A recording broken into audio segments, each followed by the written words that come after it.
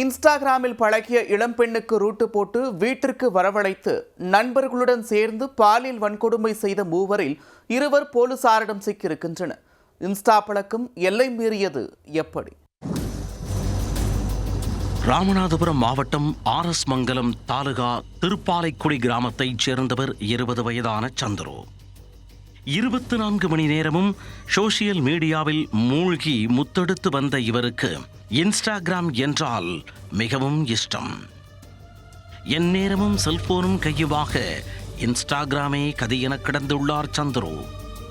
இந்த சூழலில்தான் 19 வயது பெண் ஒருவர் சந்துருவுக்கு இன்ஸ்டாகிராம் மூலம் ஹாய் என மெசேஜ் அனுப்பியுள்ளார். அந்த ஒரு மெசேஜை பார்த்த சந்துரு வழக்கம்போல் நட்பு ரீதியாக பழகி பேசத் தொடங்கியுள்ளார்.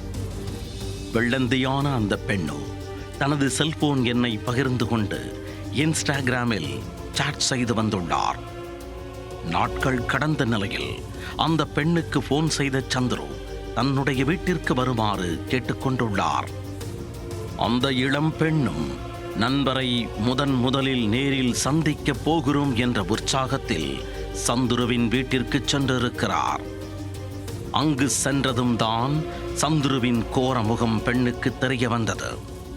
சந்துருவுடன் அவரது நண்பர்களான தனுஷ், சக்தி ஆகியோர் சிரித்தபடி அறைக்குள் நின்றிருந்தனர். நண்பனை நம்பிச் சென்ற அந்த பெண்ணுக்கு அதன் பின் கொடுமையான சம்பவங்கள் அரங்கேறியுள்ளன. சந்துரு தனது நண்பர்களுடன் சேர்ந்து அந்த பெண்ணை பாலியல் வன்கொடுமை செய்ததுடன் அந்த கொடுமையை அந்த பெண்ணிற்கு தெரியாமல் வீடியோவும் எடுத்துள்ளார். தனக்கு நடந்த கொடுமையை வெளியில் சொல்லவும் முடியாமல் மனதிற்குள் பூட்டி வைக்கவும் முடியாமல் தவித்து வந்துள்ளார் அந்த பெண்.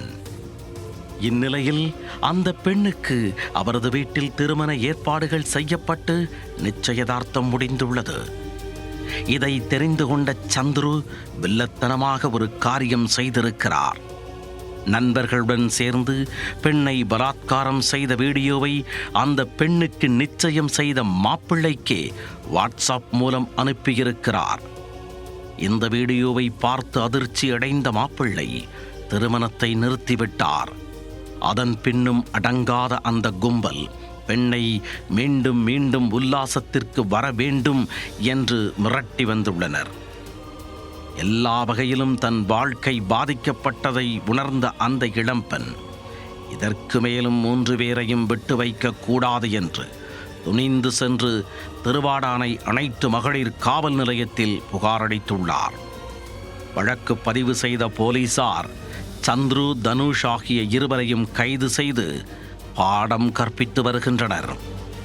இந்த வழக்கில் தப்பிவிடலாம் என்று நினைத்து தலைமறைவாக இருக்கும் சக்தி என்பவரை போலீசார் தனி படையமைத்து தேடி வருகின்றனர்.